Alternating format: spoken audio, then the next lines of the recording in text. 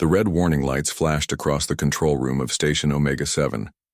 Commander Vexillar stared at the screens with his 4 eyes, trying to make sense of what he was seeing.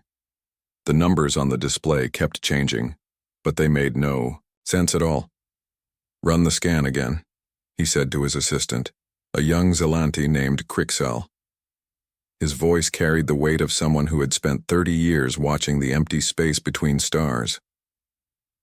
Crixel pressed several buttons with his thin fingers. The machine hummed and beeped. After a few moments, the same impossible readings appeared on the screen again. "Sir, the readings are the same," Crixel said. His voice shook a little. "The computer says there is a ship out there, but the energy signature is wrong." Vexillar walked closer to the main screen. The green dot that represented the unknown object moved slowly across the star map. It was still far away, but it was getting closer to their territory. The numbers beside the dot showed power levels that should not exist. "Contact Station Beta 3 and Gamma 9, Vexillar ordered. "I want to know if they are seeing this too." Within minutes, both stations confirmed the same readings. Something was out there, and it was unlike anything in their databases.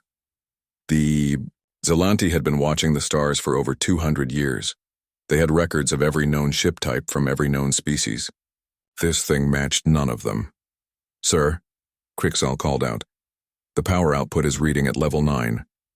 Vexillar felt a chill run through his purple skin. Level 9 was theoretical. No ship had ever been built that could generate that much power. The biggest Kethmori battleships only reached level 6, and those could destroy entire cities. "That cannot be right," Vexillar said. "Check the sensors for damage." The diagnostic came back clean. All sensors were working perfectly. The impossible ship was real, and it was heading straight for the outer colonies of the Tripartite Alliance. Hours passed. More reports came in from other monitoring stations. The object was massive, much larger than any known warship. Its hull seemed to shift and change, making it hard to get exact measurements. Sometimes it appeared solid. Other times it looked like it was made of energy itself. "Commander," Crixel said, his voice barely above a whisper. "The defense grid is activating on its own." Vexillar looked at the defense status board. The automated systems that protected their space were lighting up like festival decorations. Threat levels were climbing higher than he had ever seen them. The computers were screaming warnings about an approaching danger. "Override the automation," Vexillar commanded. "I do not want those weapons firing without my direct order." But even as he said it, he wondered if their weapons would do any good. If the readings were correct, this unknown ship had more firepower than their entire defense fleet combined. The communication board started flashing. Urgent messages were pouring in from the 3 homeworlds. The Kethmori were demanding answers. The Yiltar were asking for trade route updates. The Zelanti Science Council wanted all sensor data transmitted immediately. Vexillar activated the main communication system. "This is Commander Vexillar of Station Omega-7 to Alliance Command. We have detected an unknown vessel of unprecedented size and power approaching our territory. Recommend immediate alert status for all border systems." The reply came quickly. "Station Omega-7, this is Admiral Thekmore of Alliance Command. Confirm your readings. Are you certain this is not a sensor malfunction?" "Confirmed, Admiral. Multiple stations are tracking the same object. Power readings are off our scales. Hull configuration unknown. No match in any database." There was a long pause before the Admiral responded. "Maintain observation. Do not engage unless directly threatened. We are mobilizing response teams now." Vexillar turned back to his screens. The unknown ship continued its steady approach.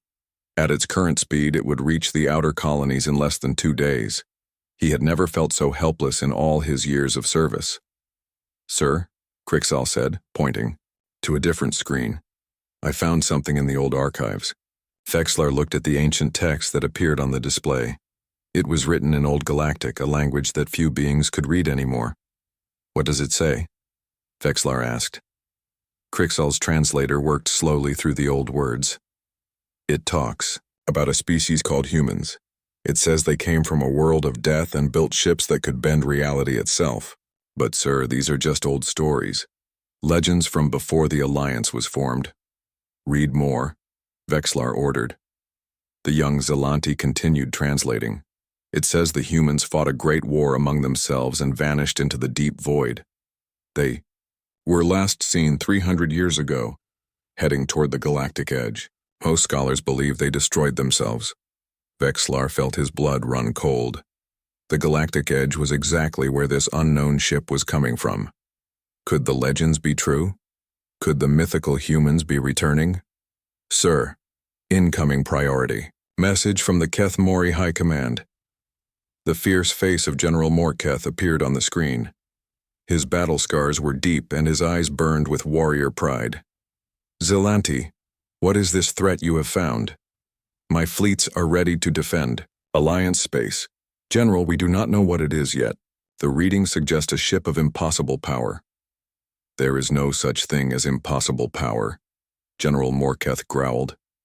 Only power that has not been conquered yet. My ships will intercept this threat. General, I recommend caution.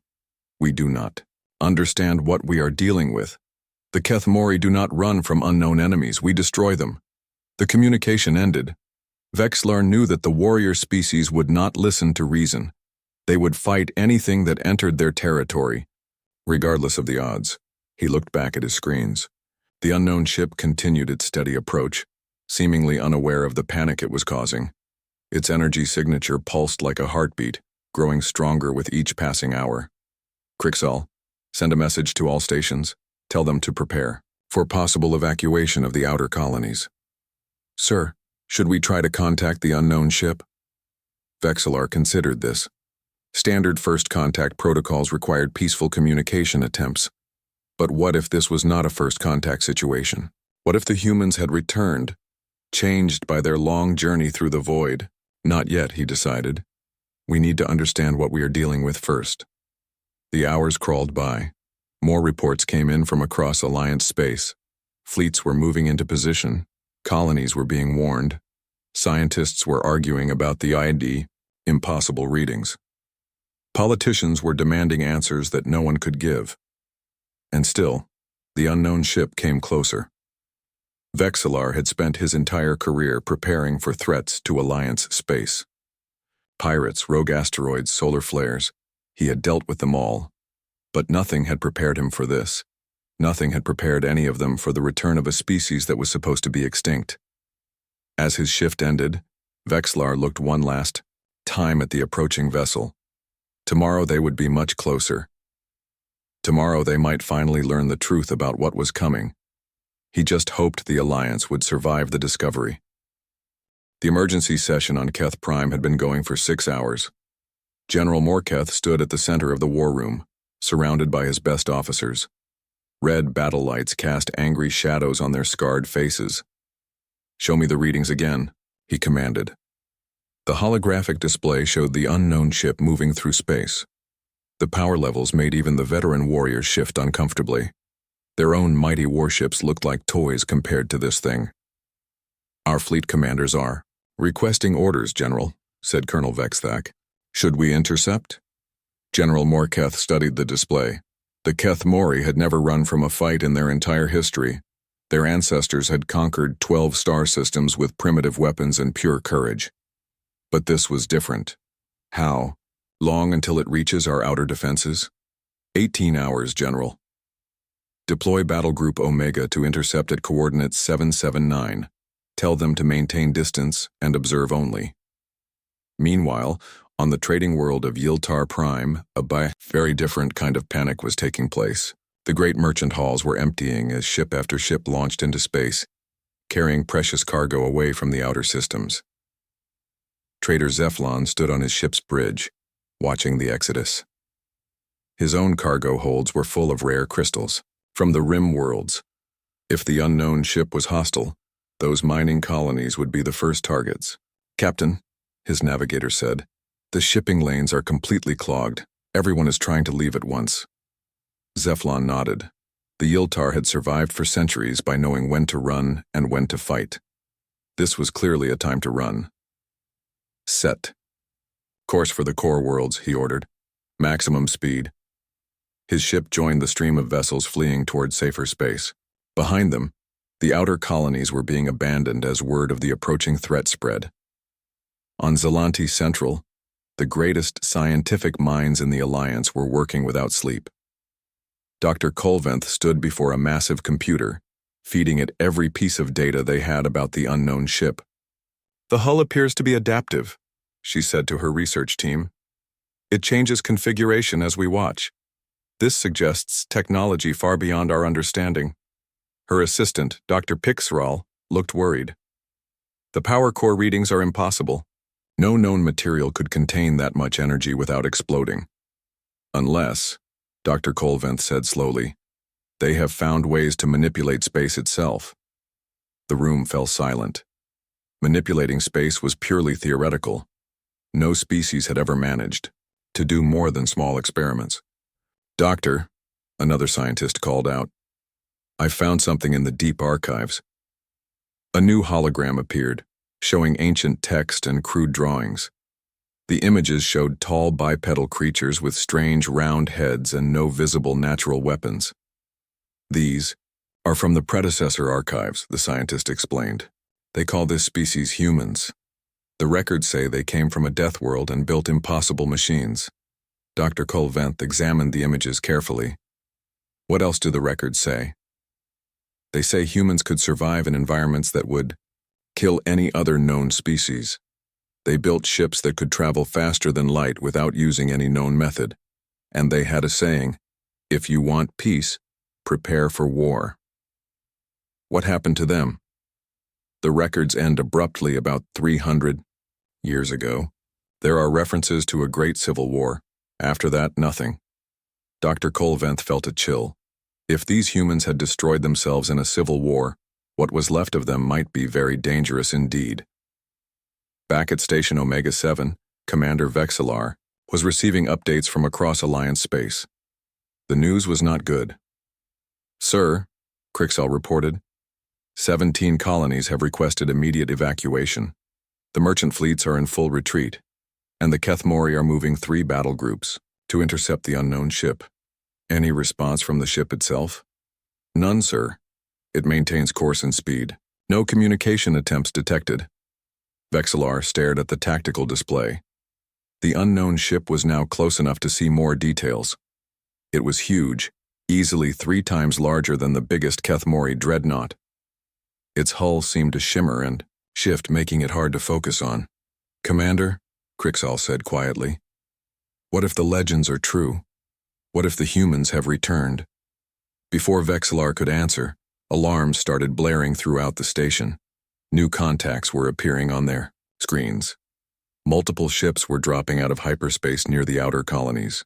"Sir, we have Kethmori Battle Group Omega taking position at coordinate 779. They are requesting targeting data." Vexillar opened a channel to the lead Kethmori ship. "Battle Group Omega, this is Station Omega-7. Maintain your distance and do not engage without direct orders from Alliance Command. Station Omega-7, this is Battleship Fierce Pride. We see the threat. Our weapons are ready." "Battleship Fierce Pride, stand down. We are still attempting to identify the vessel." "There is nothing to identify. An unknown ship of hostile intent approaches Alliance space. We will destroy it." The channel closed. Vexillar knew the Kethmori well enough to know they would not wait long before attacking. On the distant world of Velmarine, an ancient Yiltar scholar named Othwain sat in his private library. The emergency broadcasts had reached even this remote academic world. As the Alliance panicked, he searched through texts that had not been read in centuries. Finally, he found what he was looking for: a journal written by one of the first explorers to encounter humans over 400 years ago. Day 47, the old text read, "We have made contact with the bipedal species that calls itself human. They come from a world that would kill any civilized being within hours. Crushing gravity, poisonous atmosphere, deadly radiation from their star, yet they thrive there." Othwain continued reading with growing alarm. Day 51, "The humans have shown us their ships. The technology is impossible. They claim to bend space itself to travel between stars. Their weapons can crack planets, yet they seem peaceful, interested only in exploration and trade. The old scholar's hands shook as he read the final entry. Day 63. We have learned the truth about human nature. They are not peaceful explorers. They are the apex predators of their death world, evolved to survive anything the universe can throw at them. Every human is a warrior. Every human ship is a weapon. They offered us trade and friendship, but I have seen their history.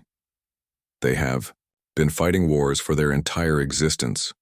They do not conquer through force, they conquer by being impossible to defeat. I pray we never see them again. Othwain immediately sent this information to Alliance Command, but he feared it was already too late. The unknown human ship continued its steady approach, unaware that its mere presence had thrown the galaxy into chaos. 3 civilizations that had lived in peace for 2 centuries were now preparing for war against an enemy they did not understand.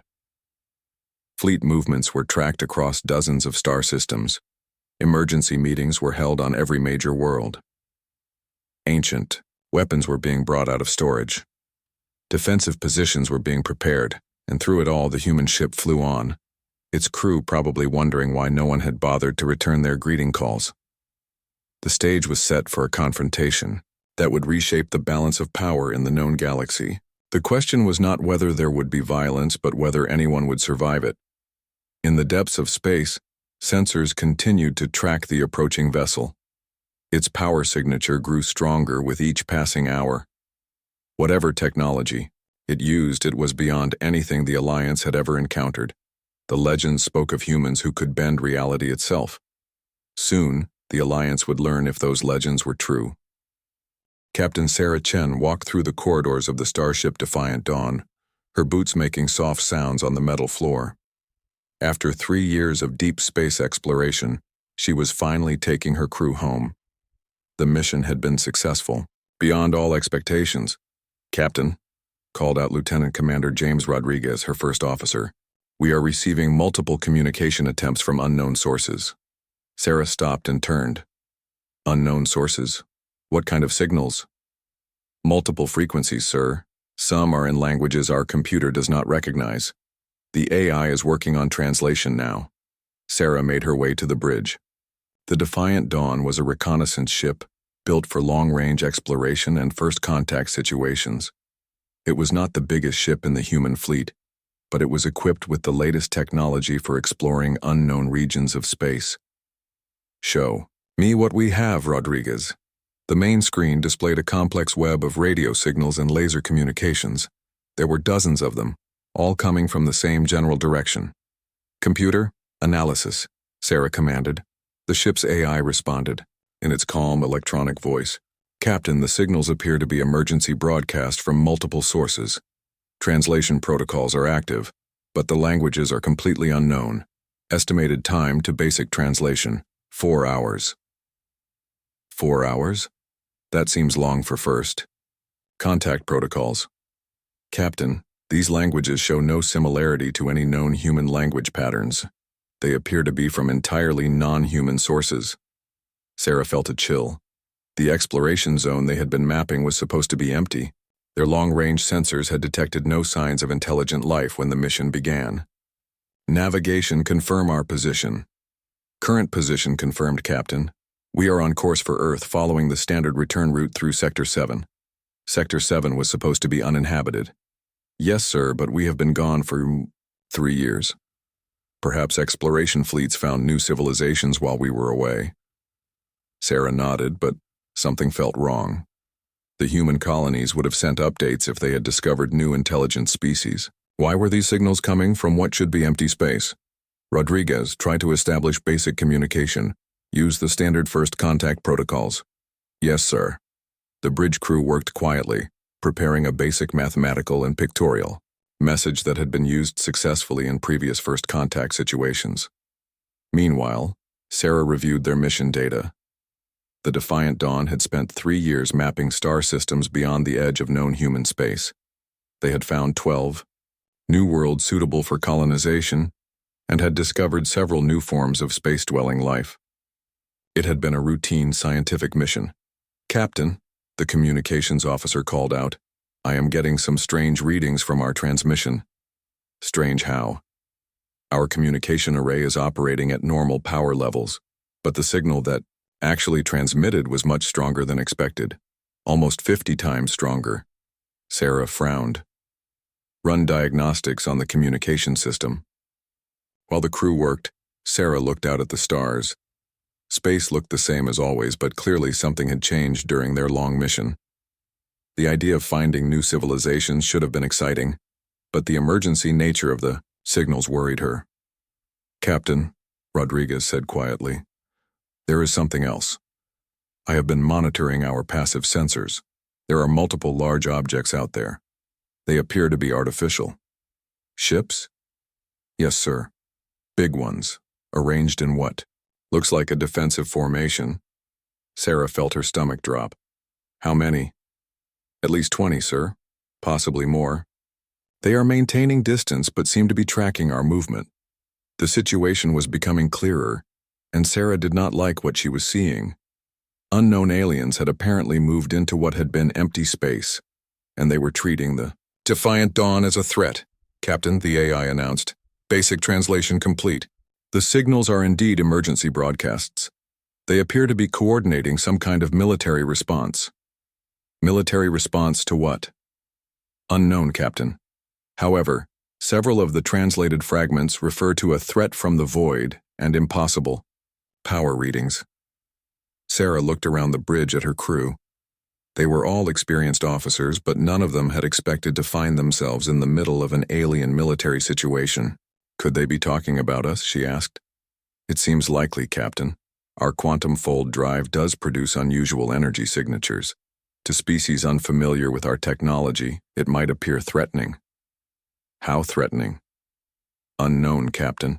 However, if their technology is significantly less advanced than ours, our normal operations might appear as demonstrations of superior military capability. Sarah thought about this. The Defiant Dawn was equipped with standard human technology, but she knew that human engineering tended to be more robust than necessary. Their shields were designed to protect against cosmic storms. Their engines could fold space to achieve faster-than-light travel. Their hull was made from adaptive materials that could reconfigure themselves to handle different types of damage. To a less advanced civilization, these defensive systems might look like superweapons. Captain, the communications officer said, I have managed to decode more of their transmissions. It appears they are from something called the Tripartite Alliance. 3 different species working together. What are they saying? They seem to be discussing battle plans, sir. Multiple references to intercepting and destroying an unknown threat. Sarah felt a cold knot form in her stomach. They think we are invading. It appears so, Captain. Rodriguez, take us to yellow. Alert. Just a precaution. The bridge lighting changed to a soft yellow glow. Throughout the ship, crew members would be reporting to battle stations and running system checks. The Defiant Dawn was not a warship, but it could defend itself if necessary. Captain, the sensor officer called out. The alien ships are changing formation. They appear to be moving to intercept our course. Time to intercept? At current speeds, approximately 6 hours, sir. Sarah looked at the tactical display. 20 alien ships were moving to block their path home. The smart thing to do would be to change course and avoid the confrontation entirely. Communications, have you made any progress with direct contact? I have been trying, Captain, but our signals seem to be causing problems for them. Several of their receivers appeared to have shut down after we transmitted. Our signals are too strong? Apparently, sir. Our quantum communicator is designed for interstellar distances. At close range, it may be overwhelming their equipment. Sarah realized they were facing a classic first contact disaster. The aliens were afraid of them, and every attempt at peaceful communication only made things worse. Reduce communication. Power to minimum levels. Try again. Yes, sir. As the crew worked, Sarah considered their options. They could try to go around the alien ships, but that would take weeks and might be interpreted as a flanking maneuver. They could stop and wait, but that might look like they were preparing to attack. They could turn around and leave, but their crew had families waiting for them on Earth. Captain, the AI said, I have completed analysis of the alien ship configurations. They appear to be significantly less advanced than human technology. Their weapons would have difficulty penetrating our standard shields. That does not mean we should fight them. Of course not, Captain. However, if they do attack, the Defiant Dawn is in no serious danger. Sarah hoped it would not come to that, but she was beginning to realize that 3 years away from human, space had changed more than just their location. The galaxy was no longer empty, and humanity was no longer alone. The alien ships continued their approach, and the Defiant Dawn continued toward home. In a few hours they would meet, and Sarah would learn whether first contact with the Tripartite Alliance would end in understanding or in warfare. Either way, the galaxy was about to change forever. The bridge of the Kethmori battleship Fierce Pride was filled with tension. General Morketh stood at the command station, watching the tactical display as his fleet moved into position around the unknown vessel. "Target is maintaining course and speed," reported his tactical officer. "No change in power output." "It shows no fear," General Morketh said with grudging respect. "Either it is very confident or very foolish."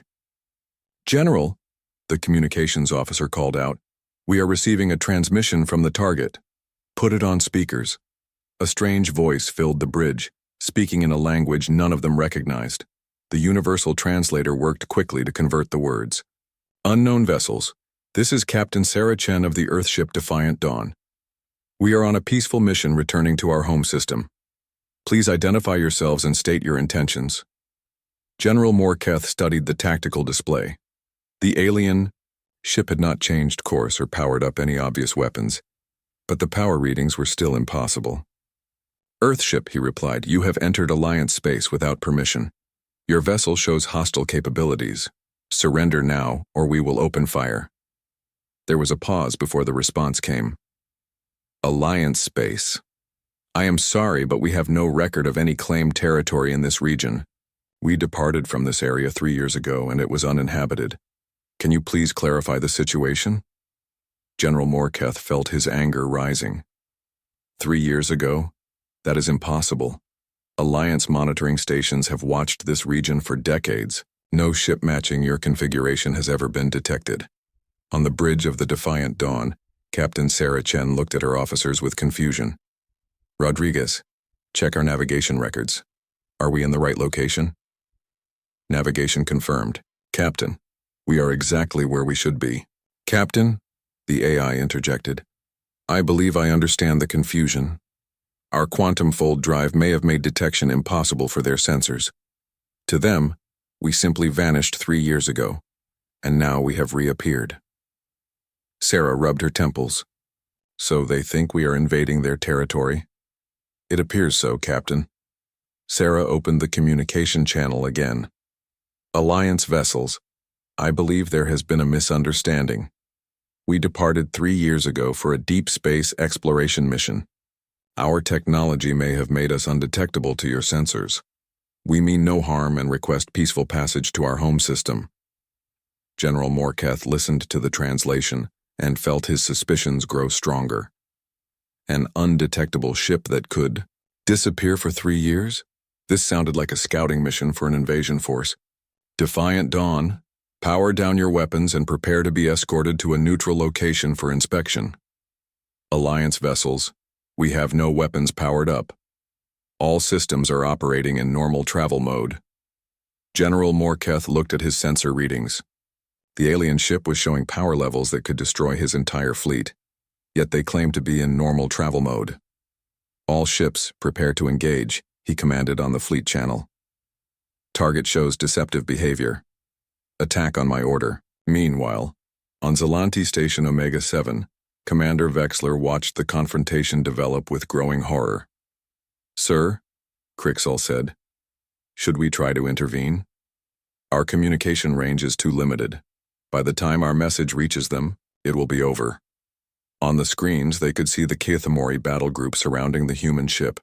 Weapon signatures were powering up across the alien fleet. Back in space, Captain Sarah Chen realized that peaceful communication was failing. "Captain," Rodriguez said quietly, "their weapons are charging. Recommend raising shields." Do it, Sarah ordered. But keep them at minimum power. We do not want to appear more threatening than necessary.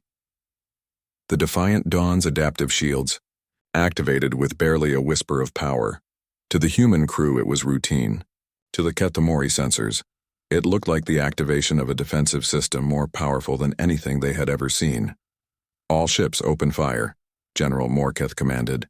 20 Ketamori warships unleashed their full firepower at once. Plasma beams, particle cannons, and fusion missiles filled the space around the Defiant Dawn. It was enough firepower to destroy a small moon. The attack struck the human ship's shields and simply disappeared. The adaptive barrier absorbed the energy and dispersed it harmlessly into space. To the Defiant Dawn's crew, it felt like being hit by raindrops. "Damage report," Captain Sarah Chen called out. "No damage, Captain. Shields absorbed all incoming fire. Power drain was minimal." Sarah stared at the tactical display in shock. 20 alien warships had just fired everything they had, and her ship had not even noticed. "Captain," Rodriguez said grimly, "I think we have a problem." General Morketh watched in horror as his fleet's most powerful weapons had no effect at all on the human ship. The alien vessel just sat there, completely undamaged, as if nothing had happened. "Target is undamaged," his tactical officer reported with disbelief. "All weapons had zero effect." "Impossible," General Morketh said. "Nothing can withstand that much firepower." On the Defiant Dawn, Captain Sarah Chen realized that the situation had moved far beyond a simple misunderstanding. "Rodriguez, they just attacked us with what appears to be their entire fleet." "Yes, Captain. Should we return fire?" Sarah thought carefully. The alien ships were clearly no match for human technology, but destroying them would make humanity look like the aggressors. "Negative. We defend only. Can we disable their weapons without destroying their ships?" "The pulse cannon could overload their power systems, Captain. It would leave them helpless but alive." "Do it. Minimum power only." The Defiant Dawn's defensive systems activated automatically.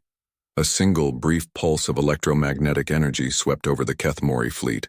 It was designed to disable incoming missiles, but to the alien ships it was devastating. Every ship in the Ketamori battle group went dark. Their engines stopped. Their weapons powered down. Their life support systems switched to emergency backup. In less than 5 seconds, the most powerful military force in Alliance space had been completely neutralized. On the bridge of the Fierce Pride, emergency lighting cast eerie red shadows as the crew scrambled to restore power.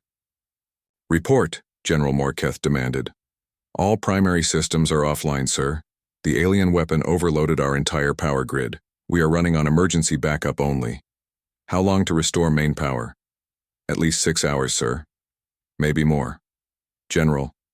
Morketh stared out at the human ship, which continued to sit motionless in space. It had just disabled his entire fleet without even seeming to try. On the Defiant Dawn, Captain Sarah Chen surveyed the results of their defensive action. "Status of alien vessels?" "All ships disabled but intact, Captain. Life support appears to be functioning. No casualties detected." "Captain," the AI said, "I am receiving multiple distress signals from the disabled vessels. They appear to be requesting assistance." Sarah felt sick. What had started as a simple return journey had turned into an interstellar incident. She had just defeated an entire alien fleet, probably making humanity look like a species of conquerors. "Communications, send a message to all disabled vessels. Tell them we mean no harm and offer assistance with repairs." The message was transmitted, but Sarah doubted it would help. From the aliens' perspective, a mysterious supership had appeared from nowhere, shrugged off their most powerful weapons, and defeated their entire fleet in seconds. News of the battle would spread quickly through Alliance space. 3 civilizations that had never heard of humanity would now know that humans existed, and that they were apparently unstoppable. Captain Sarah Chen looked out at the disabled alien ships and realized that everything had changed. Humanity was no longer hidden. The secret was out, and there was no going back. The question now was whether the galaxy was ready for the truth about human capabilities, or whether this first contact would lead to a war that humanity never wanted but could not lose. In the depths of space, the defiant Dawn sat surrounded by the wreckage of alien pride, waiting to see what would happen next. Captain Sarah Chen stood on her bridge, staring at the 20 disabled alien ships floating around her vessel. The silence was thick with tension as her crew waited for orders. "Captain," Rodriguez said quietly, "we are receiving a transmission from the lead alien vessel. Put it through." General Morketh's voice came through the speakers, but this time it lacked the aggressive tone from before. "Defiant Dawn, this is General Morketh of the Kethmori fleet. We require assistance." Sarah took a deep breath. "General Morketh, this is Captain Chen. We are prepared to help with your repairs. Can you tell us what systems need attention?" "Our power grids have been overloaded. Our engineers say it will take many hours to restore full function. We can send repair teams over to help," Sarah offered. There was a long pause. "You would help us? After we attacked you?" "General, I believe this was all a misunderstanding. We have no desire for conflict with your people." On the bridge of the Fierce Pride, General Morketh looked around at his officers. The proud warriors who had never backed down from any fight were now completely at the mercy of this mysterious human ship. "Captain Chen," General Morketh said slowly, "my species has fought wars for 1,000 years. We have never encountered technology like yours. What are you?" Sarah considered how to answer. The truth would probably terrify them, but lies would only make things worse. "We are humans, General. We come from a world called Earth. We have been exploring space for several centuries, but this is our first contact with your civilization." "The legends spoke of humans," General Morketh said quietly. "We thought they were myths." "What legends?" "Stories of a species from the void. Builders of impossible machines. Warriors who could not be defeated." He paused. "Are there more ships like yours?" Sarah felt the weight of the question. How could she explain that the Defiant Dawn was just a small exploration vessel? That Earth had entire fleets of ships that made her vessel look primitive?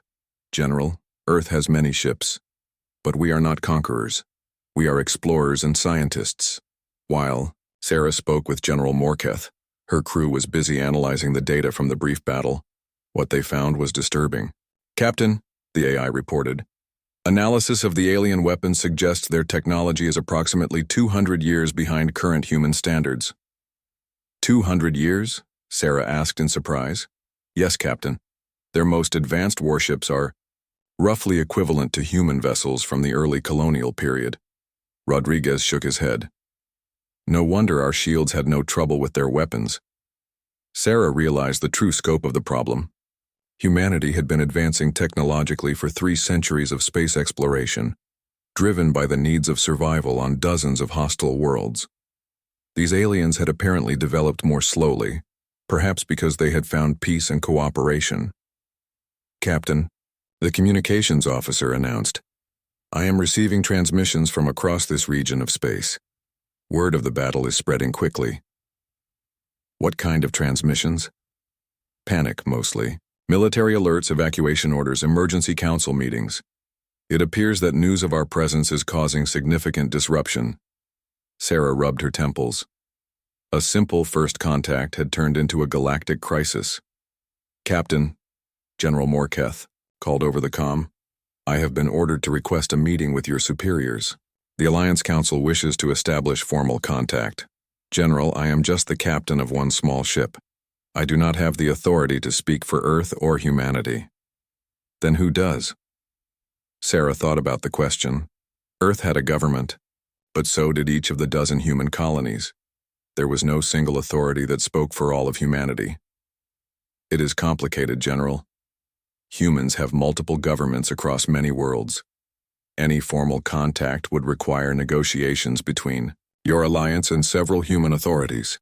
Multiple governments? Multiple worlds?" General Morketh's voice carried a note of alarm. "How many humans are there?" Sarah hesitated. The truth was that humanity had spread across 15 star systems, with a total population of over 8 billion people. But that information might be too frightening to share right now.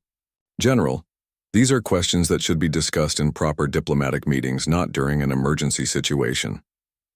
Over the next few hours, Sarah's crew worked with alien engineers to restore power to the disabled ships. The humans were careful to help without revealing too much about their technology, but even their basic repair tools amazed the aliens. Captain, Dr. Martinez, the ship's chief engineer, reported, "Their technology is actually quite sophisticated. It is just built on different principles than ours." Different how? They focus on efficiency and cooperation. Their ships are designed to work together as a fleet. Individually, they are weak, but as a group, they are formidable. Sarah nodded. Except against technology they cannot match. Yes, Captain. To them, we must seem like gods. That evening, Sarah received a priority message from Alliance Command. The three species had agreed to an emergency ceasefire and requested direct communication with Earth. Captain Chen, came the voice of Admiral Thekmore. The Alliance Council has voted to establish formal diplomatic contact with humanity. We request coordinates for your home world. Sarah felt a chill. Admiral, I cannot provide those coordinates without permission from my superiors. We understand your caution, Captain. However, your presence here has created a situation that requires immediate attention. Every day that passes, more panic spreads through Alliance space. Sarah realized that her simple exploration mission had accidentally revealed humanity to 3 entire civilizations. The secret was out, and there was no putting it back. Admiral, I will need to contact Earth directly. This decision is above my authority level. How long will this take? Several days, Admiral. Our communication methods require time. What Sarah did not explain was that quantum entanglement communication was instantaneous, but Earth's government would need time to decide how to handle this situation. Over the following days, messages flew between the Defiant Dawn and Earth. The human government was faced with a decision they had never expected to make: how to reveal themselves to 3 alien civilizations without starting a war.